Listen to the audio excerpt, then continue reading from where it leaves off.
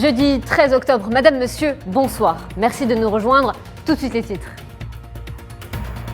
À Alger, conférence d'unification de rang palestinien. Les 14 factions et partis palestiniens scellent la signature de la déclaration d'Alger. Les dirigeants des factions palestiniennes saluent le rôle éminent de l'Algérie et du président de la République Abdelmadjid Tebboune en faveur de l'unité palestinienne. Au Mali, les grandes lignes du projet de la Constitution dévoilées par le comité d'élaboration de la Constitution malienne. Les détails dans un instant. Déclaration du président iranien Ebrahim Raïssi. Il accuse Washington de mener une politique de déstabilisation. Les États-Unis donc de mener cette politique contre la République iranienne.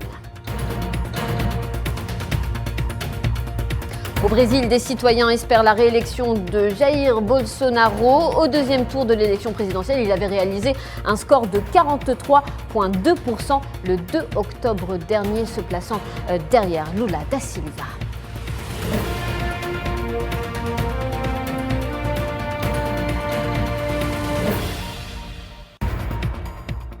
Et on entame donc ce journal à Alger, conférence d'unification des rangs palestiniens, les travaux présidés par le président de la République Abdelmadjid Tebboune au Palais des Nations, des travaux sanctionnés par la signature de la déclaration d'Alger. Elle constituerait une plateforme solide pour la réalisation de l'unité entre les différentes factions palestiniennes qui ont réalisé un consensus sans précédent lors de cette conférence.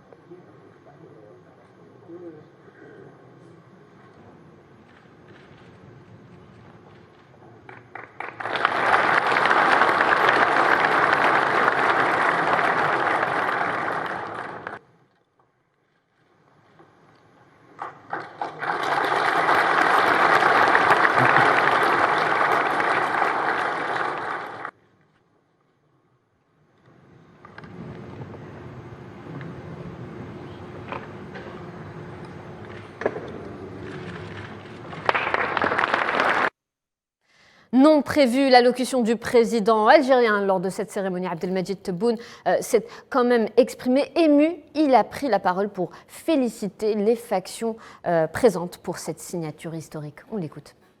اليوم تاريخي مثل هذا يصعب الكلام. كلمتين فقط.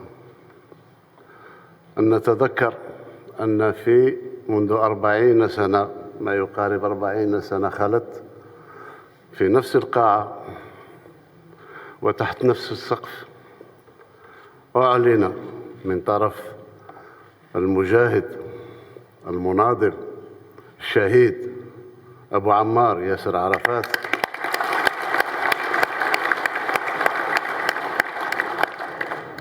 أعلن قيام الدولة الفلسطينية.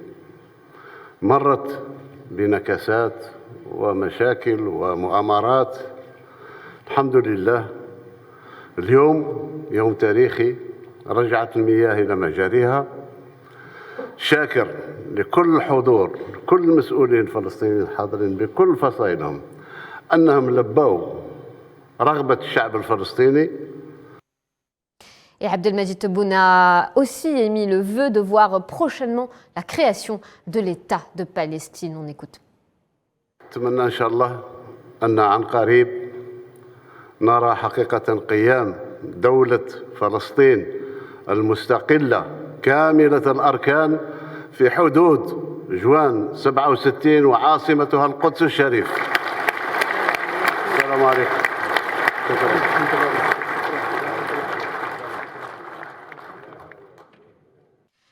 Et avant cette cérémonie au Palais des Nations, ces 2 derniers jours ont été marqués par des pourparlers entre 14 différentes factions et parties palestiniennes sous l'auspice des plus hautes autorités algériennes. Les différentes parties palestiniennes participant à la conférence d'unification des rangs palestiniens se sont accordées sur le document du consensus palestinien, la déclaration d'Alger, un document qui porte sur 9 points couvrant l'ensemble des questions primordiales liées aux désaccords qui se sont transvasés entre les factions palestiniennes depuis des années. Imen Merad. La rencontre de réconciliation d'Alger entre les factions palestiniennes qui s'est tenue ces 40 portait sur 9 points abritant l'ensemble des questions essentielles liées aux désaccords qui se sont creusés entre les factions palestiniennes au cours de ces dernières années. Les travaux de cette conférence se sont soldés ce jeudi par la signature de la déclaration d'Alger. Celle-ci constituera une plateforme solide pour la réalisation de l'unité entre les différentes factions palestiniennes et la réalisation d'un consensus qui sera considéré comme une percée dans le dossier palestinien. Les accords ont porté en premier lieu sur l'importance de l'unité nationale comme base de départ inéluctable et la prise des mesures pratiques pour mettre fin à la division et parvenir à la réconciliation nationale et l'établissement du principe de coopération politique avec les différentes forces nationales palestiniennes par le biais d'élections. La déclaration d'Alger comporte entre autres l'accélération de la tenue des élections générales, présidentielles et législatives dans toutes les régions palestiniennes, y compris à Al-Quds, la capitale de la Palestine, conformément aux lois approuvées. L'Algérie, qui abrite cette rencontre déterminante pour le devenir de la cause palestinienne, a été choisie par les participants en tant que garante de cette élection et du respect de ses résultats. Et pour conclure, la mise en place de ces accords sera supervisée par un groupe de travail mixte algéro-palestinien présidé par l'Algérie avec la participation de pays arabes jusqu'à l'aboutissement de ces clauses. Un consensus sans précédent réalisé donc par les différentes factions palestiniennes lors de cette conférence de rassemblement pour l'unité palestinienne. Les dirigeants des factions palestiniennes saluent le rôle éminent de l'Algérie et du président Abdelmadjid Tebboune en faveur de l'unité palestinienne. Et en Algérie, toujours, le président de la République, Abdelmadjid Tebboune, a accordé une audience au chef d'état-major des pays membres du CEMOC, le comité d'état-major opérationnel conjoint. Le comité regroupe l'Algérie, le Niger, la Mauritanie et le Mali. Cette rencontre a eu lieu au niveau du Cercle national de l'armée à Bni Messous, à Alger. Le général d'armée Saïd Chengreha, chef d'état-major de l'armée nationale populaire, a pris part aux travaux de la session extraordinaire.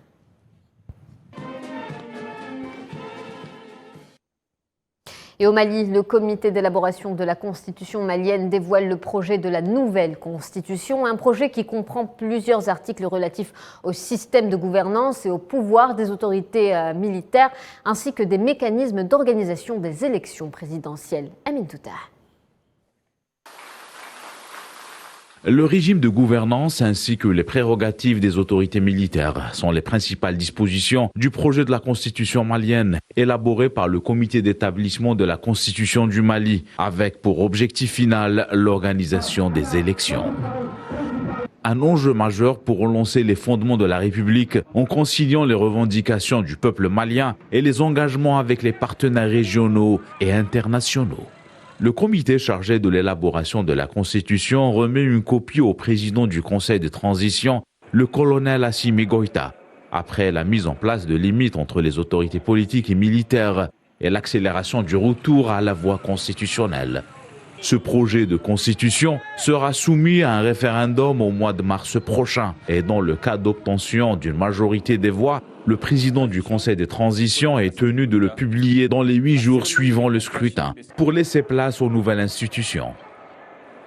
Le projet stipule également que le président de la République malienne gouverne après son élection pour 5 ans et qu'il ne peut en aucun cas prétendre à plus de 2 mandats présidentiels. En attendant le scrutin électoral, ce projet constitue une nouvelle avancée dans le cadre de l'acheminement des institutions d'État légitimes pour le peuple malien.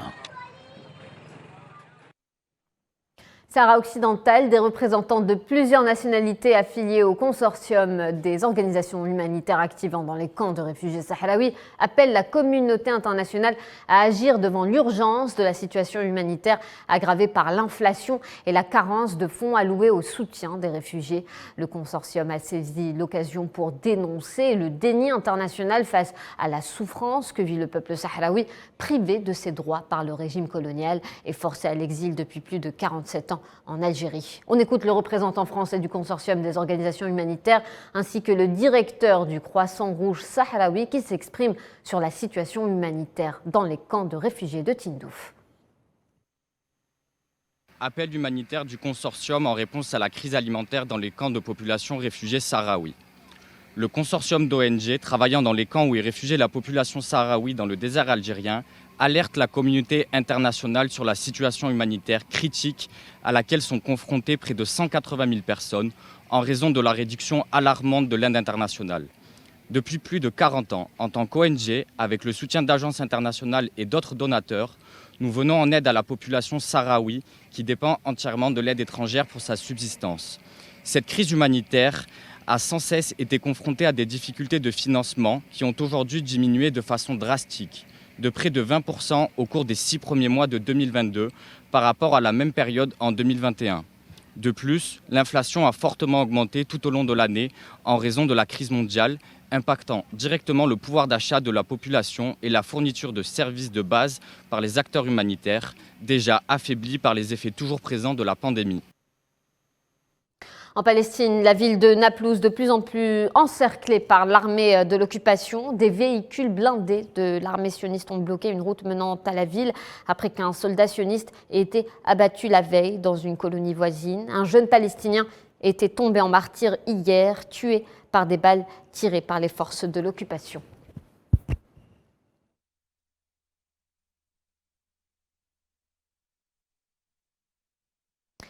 Retour à la conférence pour l'interaction et les mesures de confiance en Asie où le président iranien Ebrahim Raïssi accuse les États-Unis de mener une politique de déstabilisation contre la République islamique. Selon lui, les Iraniens ont invalidé l'option militaire américaine et infligé une défaite humiliante à la politique de sanctions et de pression maximale adoptée par l'administration de l'ancien président américain Donald Trump. Pour rappel, les États-Unis ont annoncé le 6 octobre des sanctions économiques contre 7 hauts responsables iraniens pour leur rôle dans la répression des manifestations après une première salve de sanctions annoncée le 22 septembre contre la police.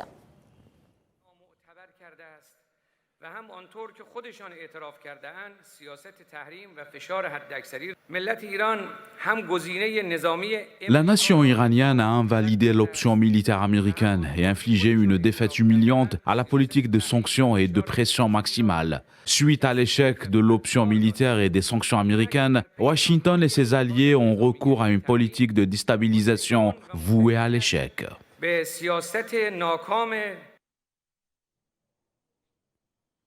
Et au Brésil, des citoyens se rassemblent devant l'ancienne basilique d'Aparecida pour prier que Jair Bolsonaro soit réélu au deuxième tour de l'élection présidentielle. Il avait réalisé le 2 octobre un score de 43,2%, se plaçant derrière Lula da Silva avec ses 48,4%. On écoute des citoyens brésiliens s'exprimer à ce propos.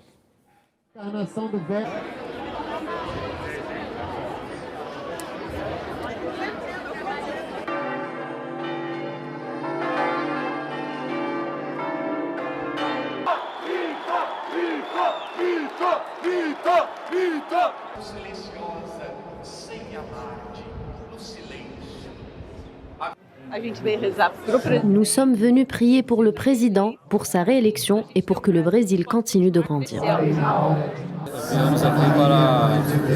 Nous sommes venus ici pour prier et aussi soutenir le président. Nous sommes convaincus qu'il cherche à faire ce qu'il y a de mieux pour notre pays.